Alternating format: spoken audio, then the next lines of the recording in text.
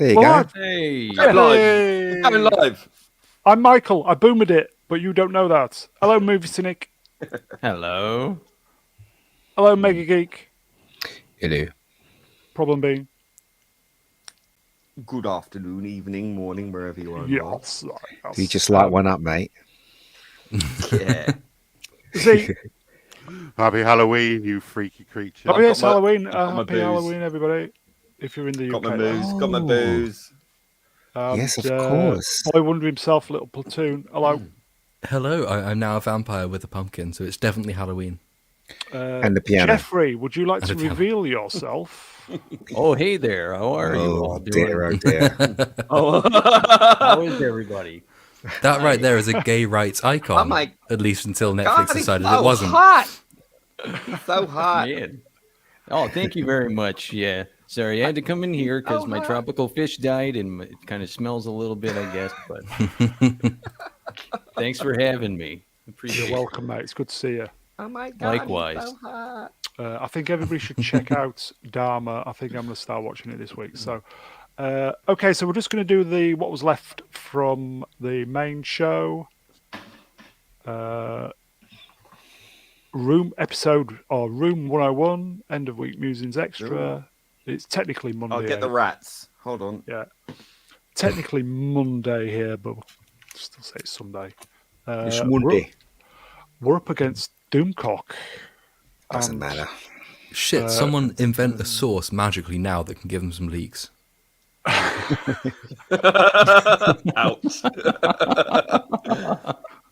Okay, so I've got one. Kathleen Kennedy's about to be fired. Again. Yay. George Lucas is coming back to helm Star Wars for the future. Kathleen Again. Kennedy's stuck in the revolving door Again. again. What are you, posh Doomcock? Again. Yes. Mr. Brown Alliance, please like, share, subscribe. Thank you. Magnifying glass. So we're going to do the Keen Musk eye. stuff because obviously that was the big thing this week. You do realise that he doesn't have a house, so is he sleeping at the Twitter headquarters now? He doesn't have a house? No, he doesn't. He doesn't have a house. Doesn't have He residence. doesn't have a house. just- He does have a house. Well, he said in an interview that he just sleeps Quite a small house. in his business places. He just picks one. He just sleeps Wow. there. Hobo. Okay, so the main news this week, the Musk buyout of Twitter has gone through. He fired a couple of Yay. people, didn't he? He fired. Yeah, people not only from- did he fire them, because they were expecting the huge bonus payouts, and he's $40 now million. Yeah, and he's now saying that he's fired them with cause, which means he doesn't have to pay it out. So that I It's, imagine that's going to go through the courts. It was the former CEO, I think it was, is Parag Agrawal, the person who said that Twitter's job was to go beyond the First Amendment, and it's CFO, whose name I don't remember. So the two biggest people at Twitter have been fired, and in a bid to avoid paying them $40 million as a payout, he's, well, the reports suggest, is attempting to say that he's fired them with cause, which means they have given him reason to let them go, which is in contravention of professional conduct, for example. So he won't I have have to a pay them reason. out. Yeah, well, I Hold can on. think of a I have few, a reason. definitely. How did he fire them? Did he send them a letter, or did he go into the office himself and fire them, or how does it work? He was in the office. I don't know. I imagine he must have done it in writing as well, but I don't know if he did it in person on top of that. He would have had to send them a formal notice, but maybe he fired them in person as well, which would have been a boss move, and I'd love to have been a fly on the wall when that happened. But Oh yes, but They would have been as well given- as that, he's also fired those Fired most of the responsible for so-called Twitter safety, i.e., those little fucking fascists who sit there on all day Easy. and Easy, decide, Tiger. oh, you're now persona non grata, so you're off, even though women are women and men are men. But hey, so yeah, there's that. So that's hopeful, isn't it? These little people who sit around all day with their cappuccinos or frappuccinos, whatever it is. Oh, sitting did on you the see that sunroof. video of on Oh, it was Daily Wire obnoxious. on Oh my Matt god! I just walk Walsh's- around, perming my nails, and then I'm like having a coffee. Then I go They've got home for a lie red down. wine I come on back. tap as well, and massage No. and yoga room. And Ah, did they actually do any these fucking people work? don't know what work is. No, There's just I might be don't. putting this off the top of my head. I think they have something like 75,000 employees.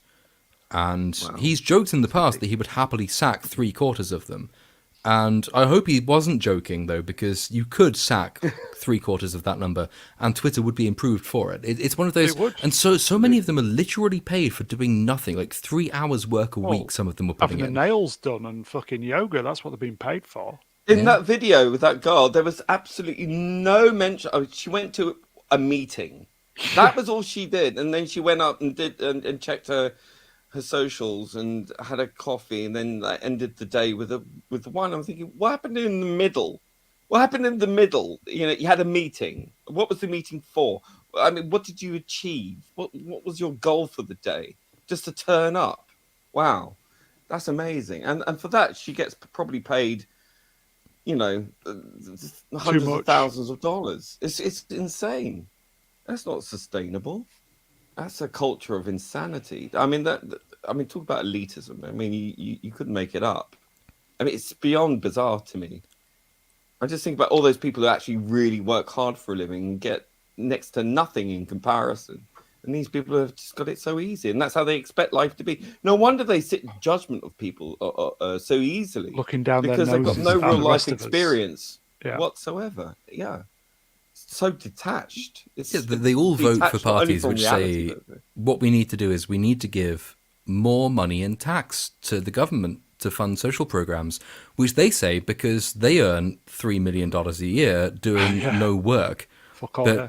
tell it to a guy who works on a building. I've worked on building sites, and I would not have been happy giving my paltry wage to the government to fund social programs I'll never benefit from. But it's a social media, it's a big tech problem generally, though, in that Facebook has this problem as well. I mean, the weird disconnect between big tech and reality is something quite extraordinary. I mean, if you've seen the metaverse news that's been out for the last couple of weeks, Mark Zuckerberg is pouring, was it something like 10 to 15 billion pounds a year or dollars a year into his metaverse, and in a bid to recreate an office environment via $1,500 headsets that you have to wear, and expecting people to actually take this up as a thing that you'll do in your day-to-day life.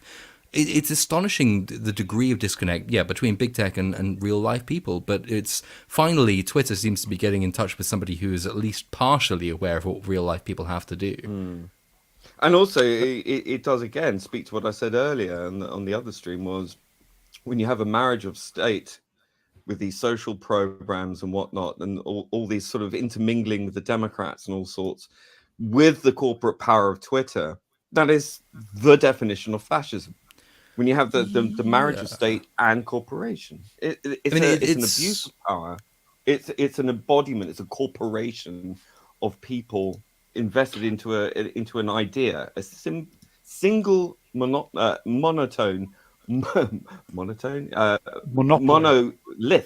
monopoly of idea one. That's it. It's just one idea, and it's there.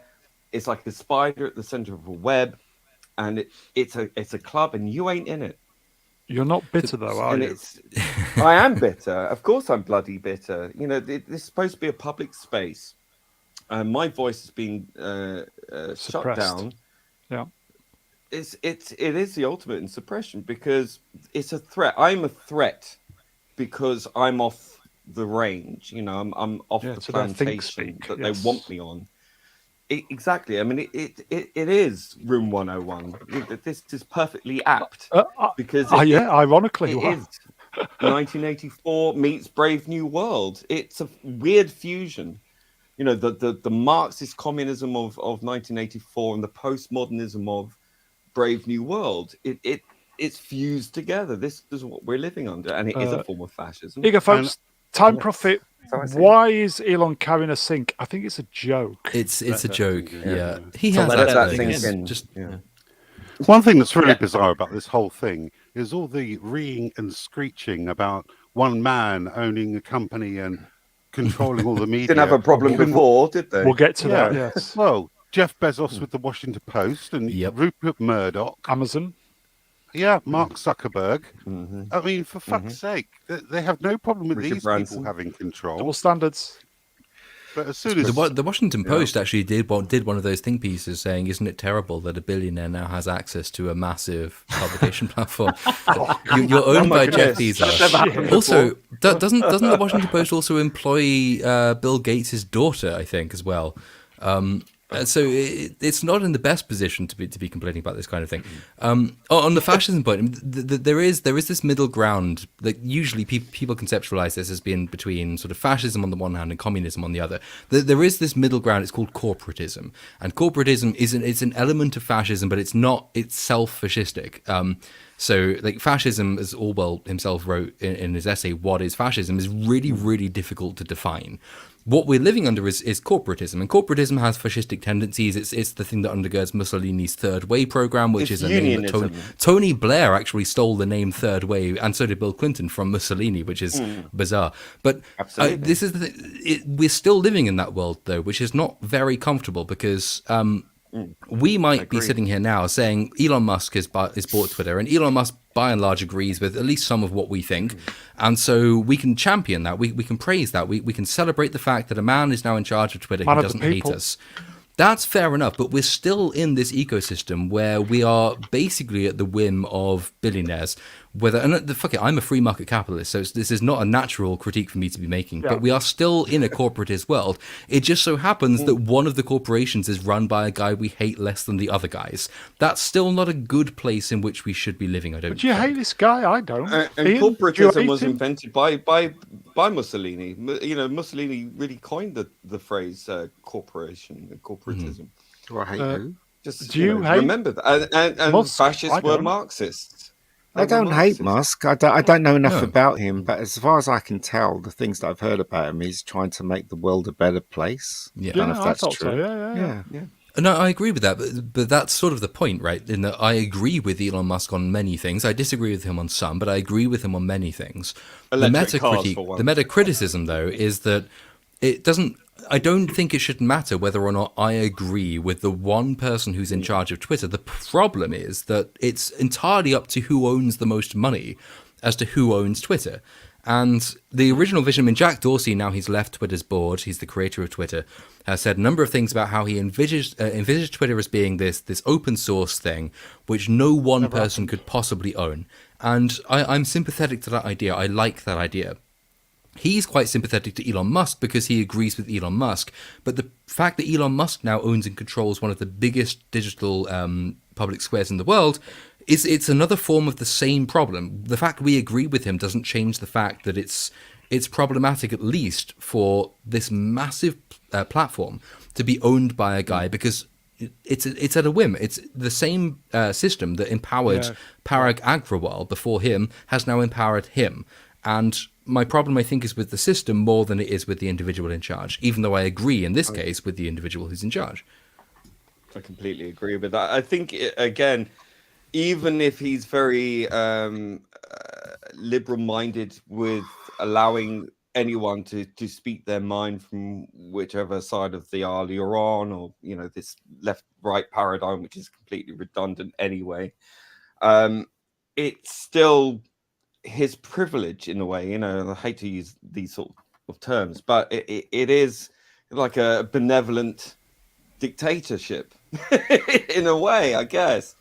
But it'd be interesting, at least as an experiment, to see how it unfolds. Well, surely it can't be any worse than what it has been. Well, you would But think will it that, stay but private forever? I mean, he might float it publicly. there are a couple of things though to sort of bear in mind. I think again we probably have discussed this on these streams sort of months ago. But so Elon Musk takes power at Twitter and he says he's a free speech absolutist, and people, like I guess everybody here is in favor of that. But if you watch his interviews with it's Monsieur Terry, I can't remember his first name. He's the EU's effectively he's the EU's digital commissar, and the EU has an emerging body of law which is hoping at least to get into legislation in the next 2 years. They It's say called he'll do what we want. That's the what they're Digital saying. Services Act, yeah. And Elon Musk he went and met with Mr. Thierry a few months ago. And Thierry Henry. Mr. Thierry Henry, he brought him out and said, Elon Musk committed to abiding by the European Union's legal definition of free speech, which effectively isn't free speech at all. Yeah. Now, surprised. since Elon Musk put out that tweet saying the bird is free, Mr. Thierry put out a tweet saying the bird will fly by European Union rules, which is, this is like Chairman Mao's Great Sparrow campaign vibes. It's an attempt, the presumption of an unelected bureaucrat in the European Union to say this is what Twitter will do, this is what free speech is. But there is a real world application to this, which is that if Twitter wants to continue operating in the European Union, which is a massive market for it, it can't afford to be losing 400, 500 million odd users. It will have to legally come into terms with the Digital Services Act, which means that Twitter's free speech, which Musk claims to champion, if it's going to continue to be Twitter, probably won't amount to what Musk's fans hope it will be. And there may be some blowback against him if it turns out that actually not much changes because the European Union has determined that it can't. That's a problem with the EU, but it's a problem that Musk will have to deal with. He may have overpromised and he may underdeliver as a consequence. People without Twitter will riot. It'd be like the gendarme. I don't think he's stupid, though. I think he's got a plan. Yellow vest. Yeah, well, Here you go, folks. has he? New face in the chat, Catherine Francis. Hello, Catherine. The bird will fly by our rules. That was the Rubbed quote from me the wrong way too. That was Mr. Thierry's rules. Nobody has ever heard of this Welcome guy. to the Nobody's channel. ever voted for him once, and he is the person in charge of what free speech in the European Union is. It's not the first time the EU has done this, though. I mean, they've done this with many other things, including with Apple now, the USB-C having to be on iPhone. So they do have a lot of clout over corporations. But again, it's weird, isn't it? Because it's an unelected body of technocrats in Europe against unelected bodies in corporations. It's a weird Frankenstein. There is that, but it's the fundamental pitfall of corporatism, which is that when corporations get into business with the government ultimately tells them what to do. So we've been discussing the European Union's response here. The interesting thing is going to be what happens with the Biden administration, because at the moment, Twitter still enjoys the protections of Section 230, which is the American rule, which states that social media companies are protected from liability because they are platforms and they are not publishers. Now that there is a major social media company which is not in hock to the Biden administration's whim, That'd be interesting. what will the fate of Section 230 be? Will the US government start saying, well, we're going to start more heavily regulating social media in exactly the way that the European Union is trying to do? So I like Elon Musk. I hope he has a plan.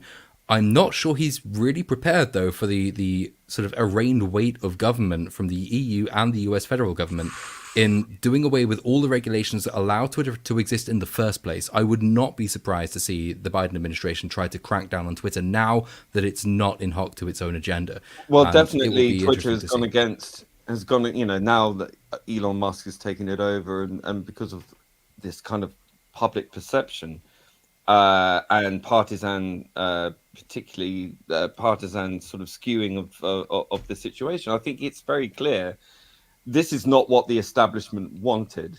Twitter was working out very nicely for the establishment, and he's a bit of a curveball, like in a way, I guess, like Trump Loose was. cannon. It was the unexpected, loose cannon, and that's come in sort of like a bull in a china shop, wrecking their plans and setting them back. It's a bit like Brexit as well. That's another example. Yeah. This wasn't supposed to happen, and obviously, this kind of thing terrifies the technocrats because they can't control it because it's a zeitgeist thing. And because it's a zeitgeist thing, they're not very good with change. It's ironic that they call themselves progressive, but really they are not. Regressive. They're very, I like. very anti-change, Yeah. unless they control it. Obviously, it's controlled change. But I think that this would be very interesting to see. I think this is all part of the major part of the culture war. We all talk about the culture war as this sort of movies and Well, is this TV the and shift beginning? this is the big game of chess. This is the main thing. Okay. So I think which way the wind blows from this will determine how things will happen politically. And I think Right. Biden is obviously against the rails anyway with the midterms. Well, he doesn't And know what this could day it is be- anyway. But this is a very interesting time because this is just right up against the midterms, and the midterms will not be controllable as much now that Elon's in at this moment, where before obviously the Democrats had an incredible advantage with Twitter, but now that that's sort of taken away from under them at this time, which is very close to the election, it's going to be very interesting to see midterms, yes. if that makes a big swing. Yeah. Okay, shall we move on from this slide? 'Cause we've got a few. Sure. Just quickly on the pop culture link, though, with this story. The thing that was interesting to me watching the reactions from blue ticks on Twitter to Elon Musk taking it over is But the interesting thing is, we've been hearing for years. Well, no, yeah, for years basically. If you're a Star Wars fan or if you're a Lord of the Rings fan, and you object to people coming in and taking over what you've conceived to be your property, your cultural creative property, that you're a toxic fan and you're a reactionary and you just hate change. The same response, I think, has been demonstrated on Twitter, in that every blue tick who's come out and said, we're going to run away from, what's her name? Marina Sirtis. That's the one. And people like her who've just assumed that Twitter is their common property and are now finally starting to realize it's been infiltrated by other people. In a nice world where people were sensible and rational, it might actually increase awareness of what's happening in other fandoms. So Twitter's fandom, the blue tick liberal establishment elite, has now been infiltrated by people they don't like, and they don't like the fact that it's been infiltrated. So maybe in a nice world, they would look at common artistic properties and say, yeah, you know what, I now understand what it's like when people who don't belong here come here and change what I thought was mine. But that's not the world we live in, so we won't get that. It's just an interesting irony. That you mean like immigration? That's a whole conversation. Gated communities. It's always people who live in these bubbles who look down their noses at the oi polloi. And quite frankly, Marina Love, you're showing your elitism, your snobbery. Very big in Texas. Deplorables. Who else really? uses the word deplorables? It's outrageous language. I'm sorry, your time's up, darling.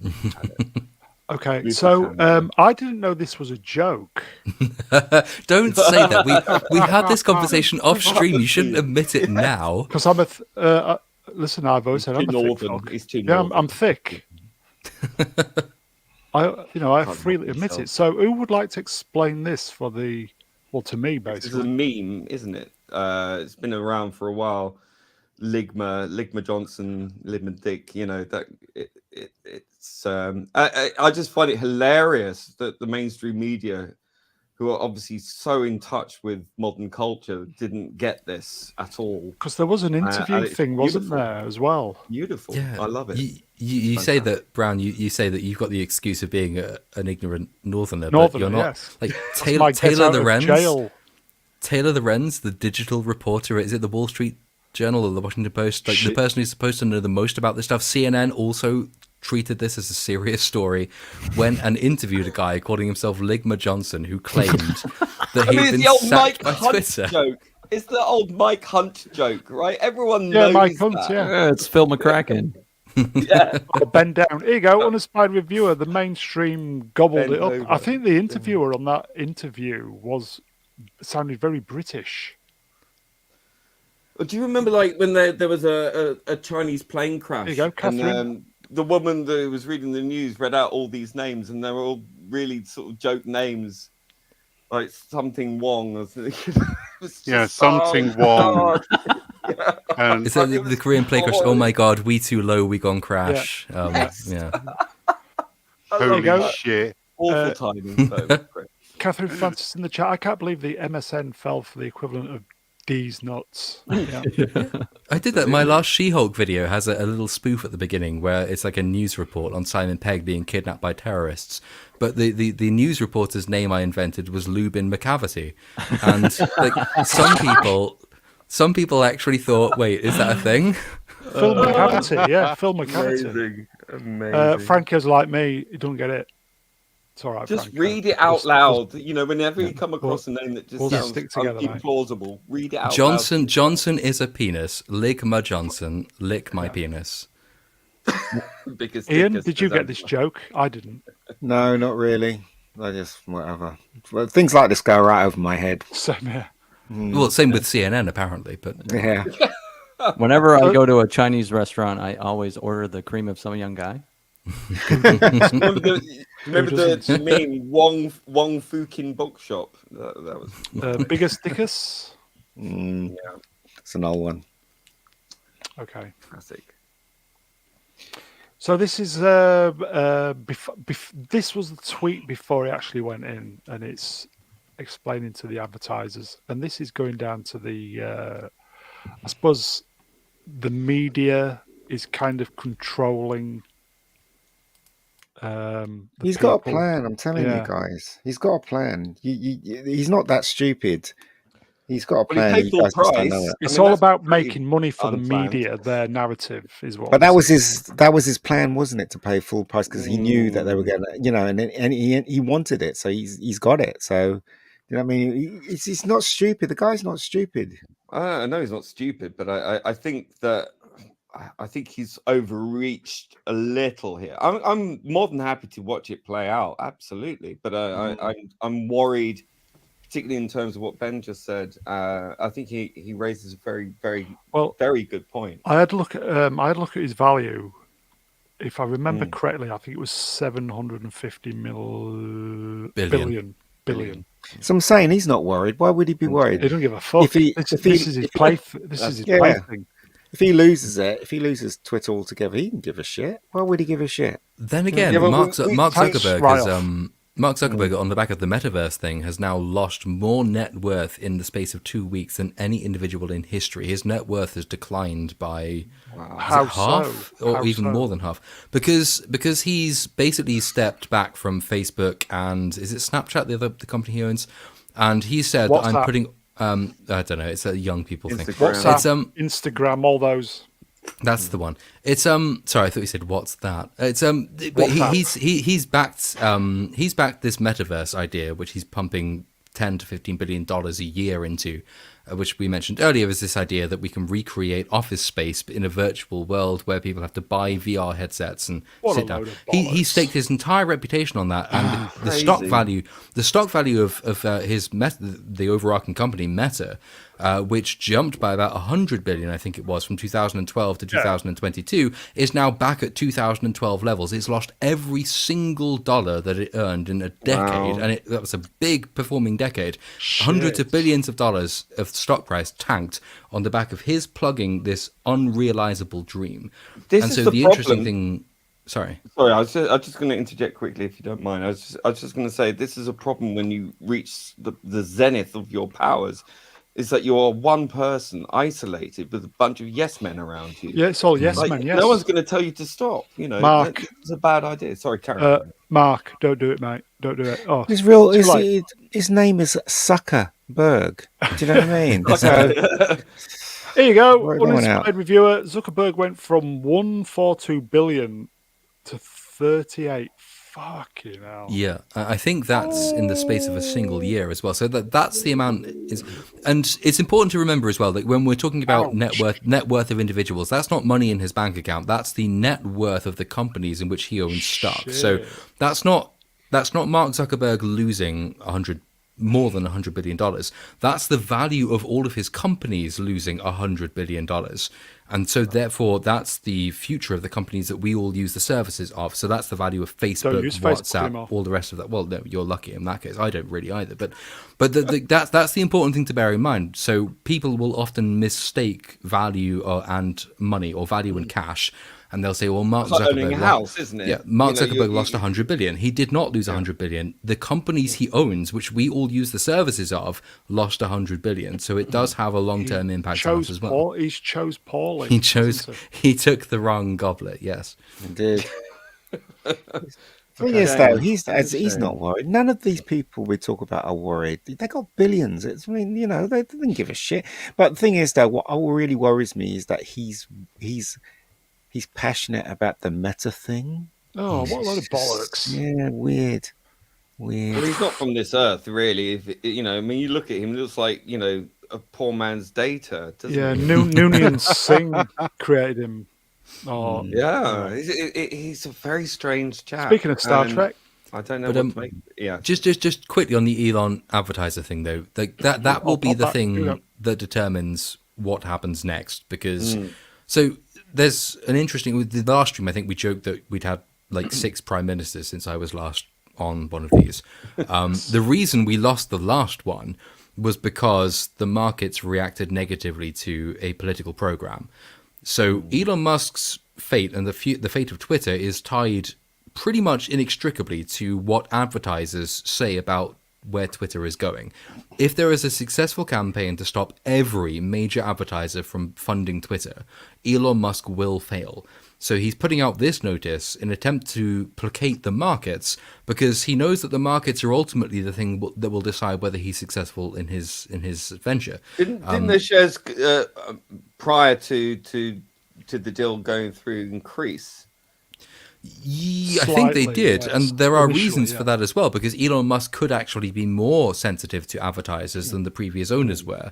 So there is a way to improve it in the view of the markets, because there are a number of monetization options that the previous owners didn't take that Elon Musk could pursue. He's toyed with the idea of making people pay to be verified, for example.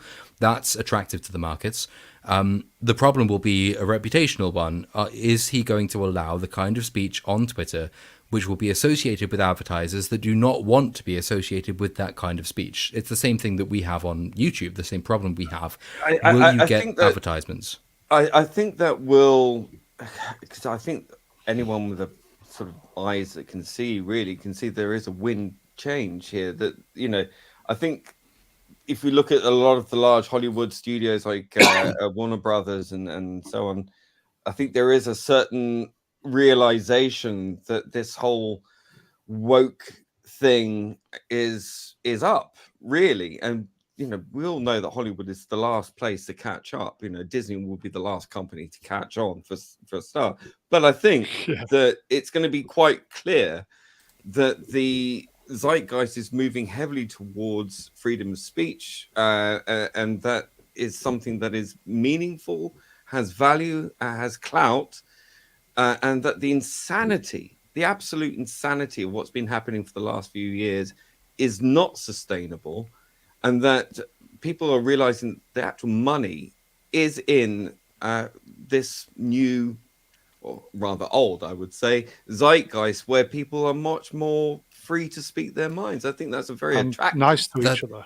That is true, but you have to talk about in terms of the rules. So every major public communications platform operates under a framework of rules, and advertisers will invest or not invest based on their understanding of the stability of that framework of rules. It's one thing to say that get woke, go broke, which is a fairly well established thing now, and I think in that sense, yes, there's been a sea change.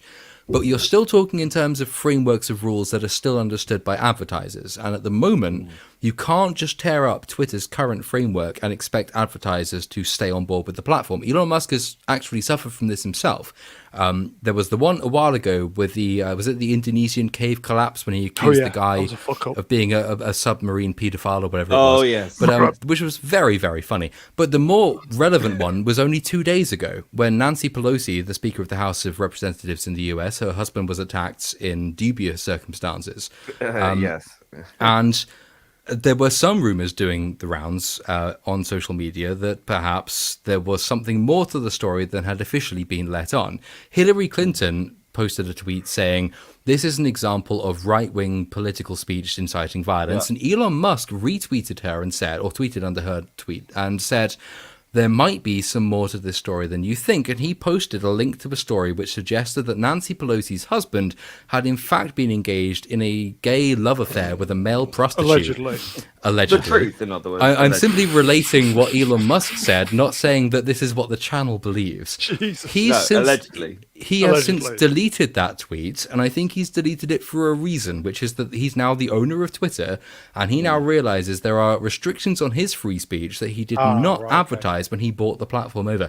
It's a fascinating story, and I wish that Twitter were the platform to have these kinds of conversations out, but the fact he's deleted that tweet would suggest that it's not going to be in the foreseeable future. Yeah, I think it is a sea change, and as we know, it takes a long time. It's like mobilizing the Russian army. It's going to take a long time to get there, but it's a step in the right direction. It's going to be an uphill struggle. The thing is, there are going to be a lot of people attracted to going back to the platform who were once silenced or were not interested because of how insane it was. So I think once that public conversation starts to change, it will have to be, it's always the corporations, it's always the studios and all these people who are last to catch up, because every fad takes forever for it to to die. It's where Hollywood is, where a lot of these things go to. Here you go, folks. Catherine Francis, I'll start again. Interestingly, hashtag Pelosi Smollett is trending right now. I heard that. If you want to stay monetized, I would advise not going too deeply into that subject. No, I'm not. I don't even know what it is. So I'm allegedly. Blah, blah, blah. The three. Okay. A's. So speaking of celebrities going into battle and stirring it up and leaving. Fuck off, George. Fuck Did off. you see this, Ian? Takai's going into battle if the Orange Man comes back on Twitter. Oh, for fuck's sake. They've got really nothing to do, have they? These two, they really. I mean, like George, Jesus Christ, just get a life, pal. Do you know what I mean? Just come off Twitter. What the fuck's up with get him? a life. And same thing. I want with to see William Shatner's response. Shatner, strangely quiet. Marina Sirtis, right? Does she live in America now, or is she back in England?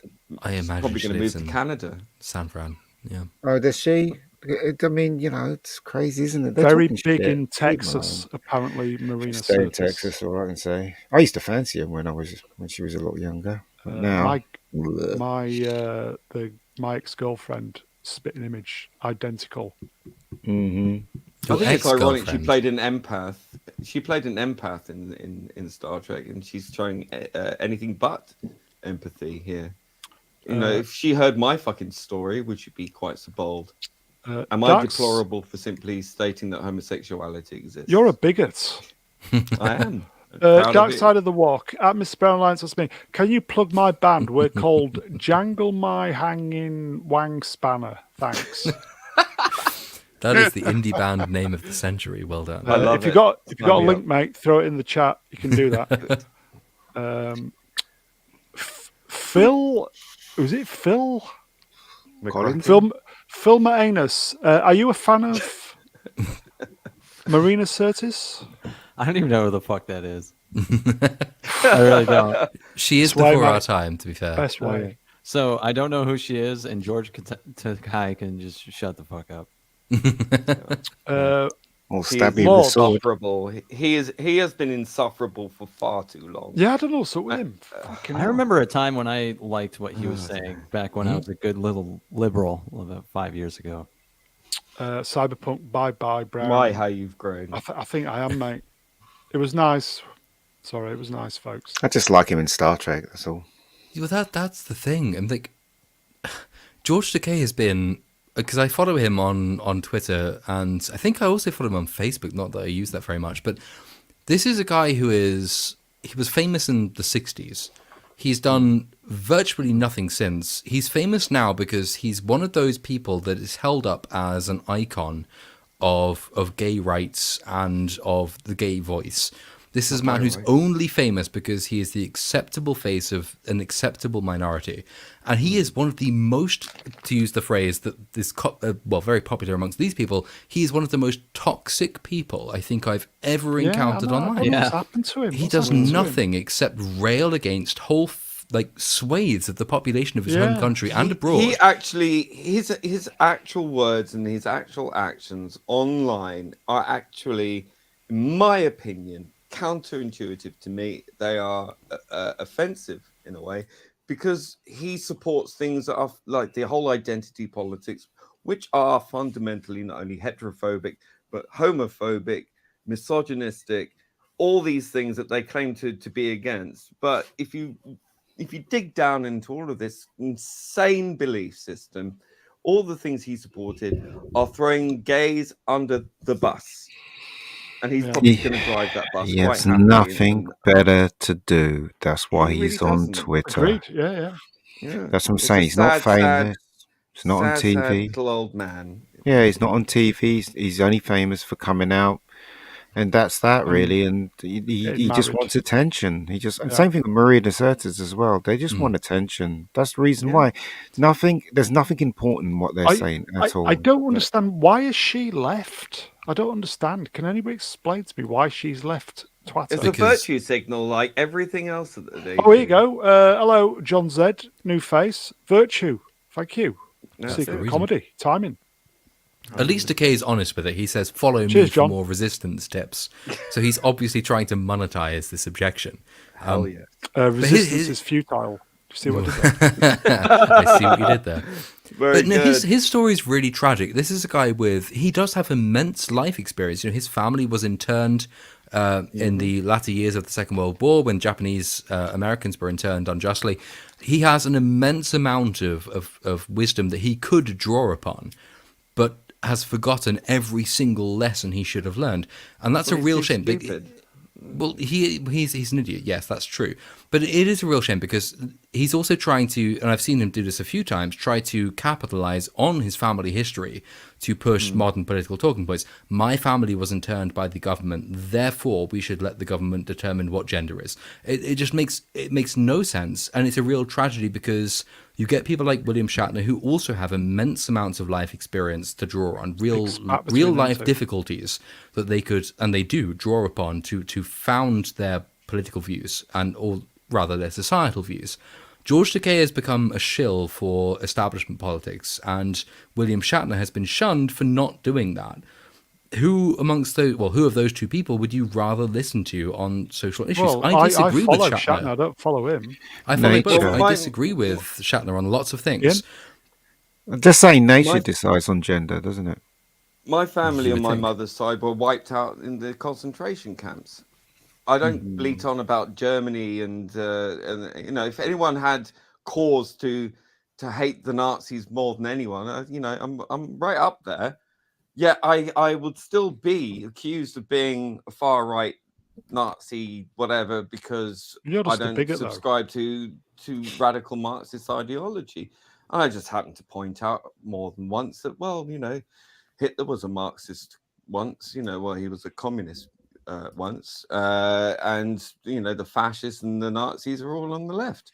And Here you that's go. just a simple fact. Wookie Fever blah, blah, blah, blah, presents. He's a bored a-hole with nothing to do, and no one gives Pretty two much. shits about him. I think that's what it is. He I needs think to be beamed up quite literally. I think he realizes that nobody does give a shit about him, and this is his way of dealing with it. No, I don't know, because lots of people do. His target audience is people who have never watched Star Trek ever, but they believe that any blue tick celebrity on Twitter who espouses their worldview, well, yeah, they do. Exactly. But they also believe any blue tick celebrity on Twitter who espouses their worldview is fundamentally their ally. So and his this is Brave New public World. profile is Brave New World. He's an A. He's an A. You know, you've got the A's, the B's, the C's, the not the C's. You got the A, B's, and the alpha, Q's. betas, and cetas, I think, and then zetas. Yeah, and that's exactly what Twitter is. Or has been. C3PO. There it is. I think Brave New World. I think Z shut down for the night. No, I haven't. Yeah. I'm still here. I'm listening intently. It's to you, fascinating, mate. isn't it? It is, absolutely. It is. You don't get this on Nerdrotic. What do you call it? They're both looking for attention. That's all, and They are. they obviously believe in what they're saying. But really, seriously, right? You guys are of age. Just go and chill out. You know, go on the beach somewhere. Spend your money. George Time Takei is is waiting. 80 something, I think. Yeah, that's what I'm saying. Did It's anybody? Sorry, stupid. did anybody explain to me why Marina's left? Because She's an insufferable cow. well, do you know? Seriously though, I don't understand why she's left. Who cares about what they say anyway? Seriously, fuck 'em nobody anyway. cares. So we'll move on Nobody from this cares, shit. you know. The test will be whether she's back in a few months' time, and I Yeah. suspect she will be. And she's probably got Roundhead. several multiple accounts, you know, that she can pop in We're- on. We're back to Star Wars, are we? Jeez. No. What's this? Obviously, this PayPal so thing has been round. This PayPal thing has been big this week. It's come back in under the. There's that guy that's made an Onion film in it. What's that Onion film? Was it No, called that's Onion just his something? head. You know, it's bad Yes. when it's bad when I'd friend kill of the that. channel, Ruin Johnson, the mighty Ruin Johnson, tweeted about PayPal fining people who We criticise Disney. do misinformation.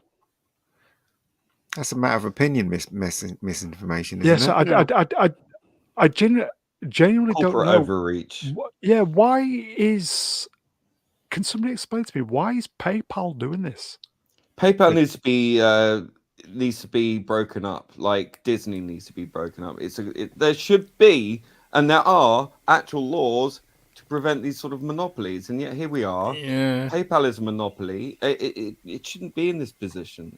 There should be more open competition with PayPal, because this kind of thing. PayPal is a credit card bank. This is what always happens when you allow corporations to exceed their value and to exceed their power. They become socio-political entities, and this is a prime example, like Disney as well, interfering in social politics. And it's an overreach. Again, it goes back to what we were saying earlier about fascism or corporatism, whatever you want to call it. It stinks of that. And it's down to the market really to decide whether or not we want to continue with this. But again, what's the alternative? Question. So if you have nothing in your PayPal account, they're effectively going to steal it out of your bank account because it's linked. Good luck with that. I don't think they can do that. I think they can steal up to $2,500 of the money that you own within PayPal. They can't take $2,500 if you don't have that money in the account. So the idea is that PayPal has terms of service, much like YouTube does, Twitter does. If you breach that terms of service, they are arguing that you have inflicted reputational damage on their company, and they can remunerate themselves, remunerate themselves to the tune of $2,500 if you have done what they conceive as being reputational damage to them. So they can't just take $2,500. Yeah, it's very opaque. Yeah, it is. And if we let them get away with this, then what's to say to stop Barclays or your Eon gas and electric to be switched off because it goes against the terms of service? It has to stop somewhere, right? It's mean. It's here you go, Cyberpunk, and your band again, Mr. Brown. I am on Cyberpunk again. You should ask PayPal to pay their fair share of taxes. Catherine says PayPal is proof that corporations actually are people. Specifically, they are malignant sociopaths. Boom. I love you, Catherine. I want to marry you and have my babies. Boom. Have that. It genuinely is great to have a lady's perspective in the chat. Are you assuming her gender or their gender? Sorry, I fucked up. Sorry. PayPal's about to take $2,500. Sorry, that's me. I'll get George Takei on. Sorry, that's me gone. Sorry, folks. So, are they going to back down on this, folks? Do you think? Well, it depends, right? So this is the back down once. Well, that's the problem. It was said a couple of minutes ago that the corporation shouldn't be allowed to do this. It should be left to the market. There should be laws in place to stop them doing that. Those are two contradictory positions. PayPal introduced this in the first place in its terms of service. That gained an immense amount of public opprobrium, and it backed down. It reintroduced it when it thought that public attention had drifted away. You cannot enforce any law on a company like this which will prohibit the company from doing it. This is the argument from antitrust. So the United States has antitrust laws. The United Kingdom has the equivalent of antitrust laws, which are supposedly in place to stop companies from becoming so powerful that they can do exactly this thing. But I can't help but notice those laws are in place and the companies are doing exactly this. And if you look back in history of the history of corporate relations with government, you find that antitrust laws ostensibly in place to stop monopolies like PayPal from having the ability to impose laws like this, have always empowered the company, not disempowered the company. The only way to stop PayPal from doing this is not to rely on the government to say to the company you're not allowed to do it, because the company will lobby the government to prohibit that ever coming to be. If you want to stop this happening, you close your PayPal account and you move to a different company which does the same service. And there are plenty But that's of them. the problem. Yeah, but yes, there are plenty of them. But the nearest competitor, I think, is it's a big drop off. You know, it's hardly comparative. Yes, you can argue that if you have a massive movement of people to a nearest competitor that everyone's sort of agreed, and if they're clever and smart enough to say, "Hey, free speech, you can come over here," then yes. But then, of course, they're going to be labeled a far right organization, and then like what happened with Parler or something, you'll get the collusion going on between the corporation like PayPal and the state to shut them down. That we've seen before on social media. So I think that there has to be some level of accountability for these corporations in order for this to stop happening. Because if it happens with this, it's not just this organization, it's others like banks and gas, electric, and other things, which will lead to a mean state kind of credit score system, which is obviously where we're being funneled towards. And we have to absolutely stand guard. Yes, you could argue that state interference in corporations is not necessarily a good thing, obviously, but at the same time, there has to be a level playing field somewhere in there where actual competition can thrive. Just so and not be I'm crushed. just so I'm clear what you're arguing for here. You're saying that on the one hand, a social credit system which can only exist via the state with its corporate interests aligned to it is a bad thing. Therefore, we should have a more powerful state to stop it. No, that's not what I'm saying. I'm saying that there has to be within the laws that already exist. You know, we're not enforcing these antitrust laws. We're not enforcing these anti-monopoly. We are. All the time. PayPal's allowed to get away with this kind of thing. The last major antitrust legislation put through the House of Representatives and then through the federal government was against Microsoft in the 1990s. It took 20 years to come to a close, at the close of which Microsoft was broken up and ended up bigger than it was when the antitrust suit was filed against it. That it needs closer examination. It's difficult because you've got national laws and you've got this so-called international law, which doesn't really exist, but it's kind of expounded upon and talked to, and it's I hear what you're saying, that the power of states over corporations can lead to awful consequences. 100%, I agree with you on that. However, when you get companies that have higher GDPs than most countries, I think there is an issue there that really needs proper examination. And I think that if you have... I agree with that. And I'm sorry, I don't want to devolve this entire conversation into essentially an economic question. However, let's just take this back to first principles. You want an antitrust law which stops a company establishing a monopoly which allows it to abuse its customers in the way that we've just seen PayPal doing. Yeah. That must be enacted and enforced by a government and by the state. Which are the people or which are the entities most well-resourced to lobby the government and the state in the formation of the law you say will counter those companies? It's the companies themselves. Back in the early 1900s, the Interstate Commerce Commission was created, ostensibly to break up monopolies on the railroads in the United States. The railroads, being the biggest commercial employers in infrastructure at that time, lobbied the IFC to prohibit the introduction of trucking as an industry to compete with the railroads.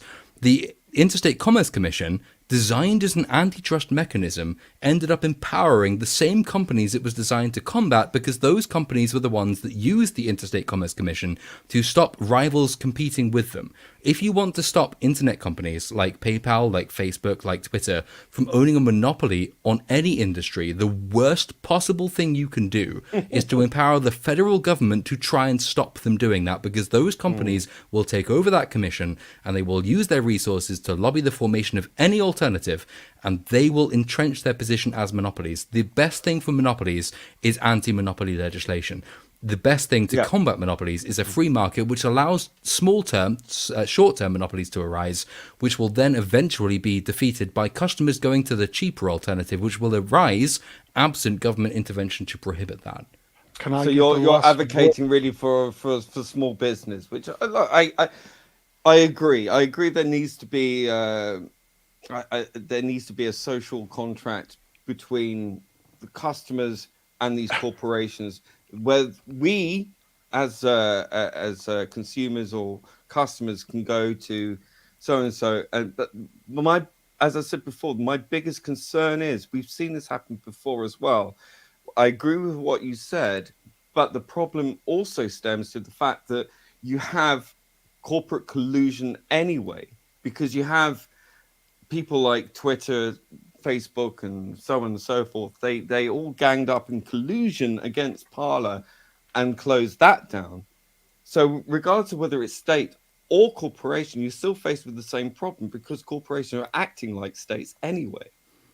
Amazon Web Services invoked federal law against hate speech in their campaign to deplatform Parler, for example, in a way they would not have been able to do had that law not existed. As a useful case in point, what was the biggest social media company in 2012? MySpace. Yes, exactly. Oh, I miss MySpace. The average antitrust case takes 20 years to close. So let's say at the moment the biggest social media company is, well, say Twitter for the sake of argument.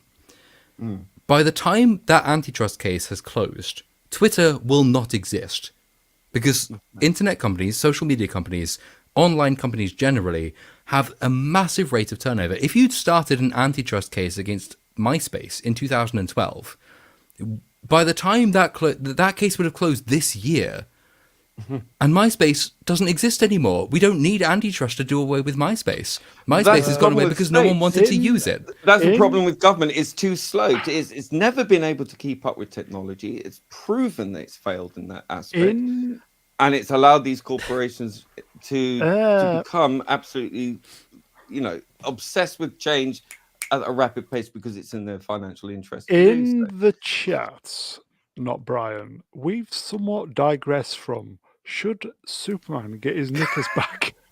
We've just evolved that to should the government take Superman's knickers away? Exactly. Keep up. I agree that governments shouldn't have powers over businesses as such, but and by extension, consumers. Yes, and there are laws that should be more effective, but they're clearly open to abuse. And as I say, states and corporations, there's really not much of a credit card between the two. They're pretty much states within states anyway. Corporations are effectively run like socialist corporations. Right, guys, I'm going to do... Oh, wait, we can't be on and finally now. We've only discussed two things. Sorry. To say we were only... The Mega Geek has gone to bed. Good night, Ian. Thanks for joining us. Off. We were only going to do half hour. But you two got fired up and that was it. Yes, sorry. I'm happy to go as long as you want to. If you want to go an hour, do. But I'm happy to carry on if you want to. Sorry, well, you two can stay in the green room. I will go to bed. Okay, so I will say, folks, and finally, anybody see this week? Scientists at Princeton University have, while they were bored, reconstructed a 3D model of how Adam would look. Van Diesel. Same moments. Vin these Diesel are started.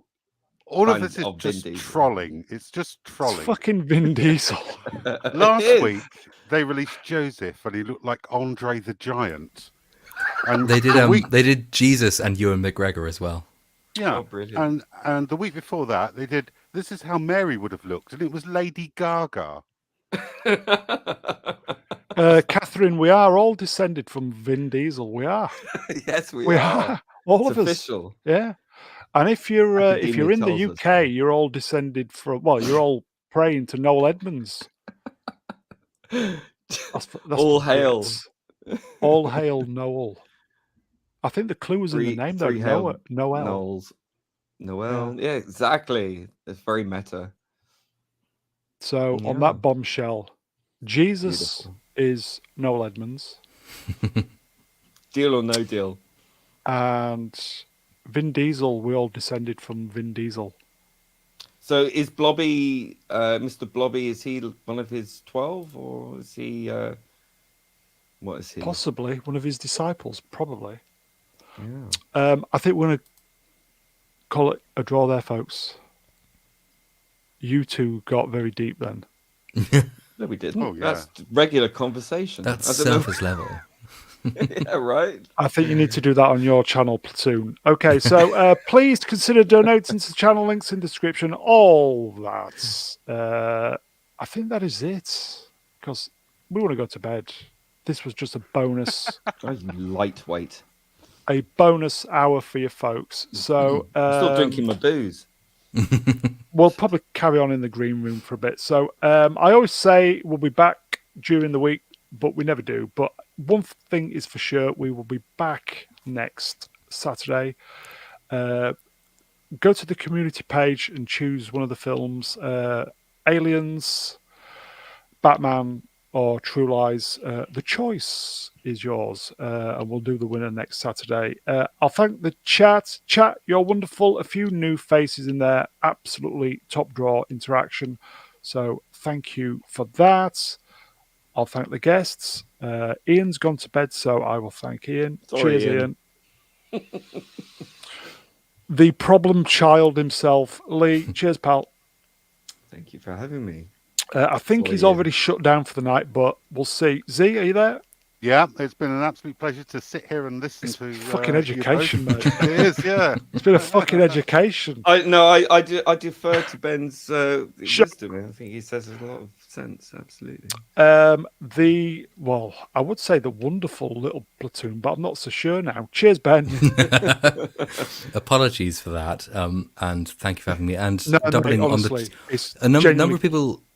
A number of people in the chat have been doubly congratulating you on reaching 1,000, and I saw want that. to Cheers, guys. say that again, and right, it will cheers, be mate. all uphill from here. So all downhill, uphill. Which is the best one? One of those. It will all be better from here, both. and it's a well deserved because the channel's See, amazing. you don't so get this on thank you. EFAP. Yeah. And Actually, last, this would have gone for 12 hours on EFAP. So I know. And last but by no means least, the wonderful Kenya Swallow. Bye, guys. I'll see you later. God, so sexy. Catch Here you he later. is. My, doesn't it look beautiful? Go on, put it back on. There you go. Oh, here I am. Okay. Say bye, folks. God, Go serial in. killing is so sexy. We'll see you next time, folks. Take care. Have a great week, folks, and we'll see you next time. Enjoy Halloween. Bye-bye. Bye. Night.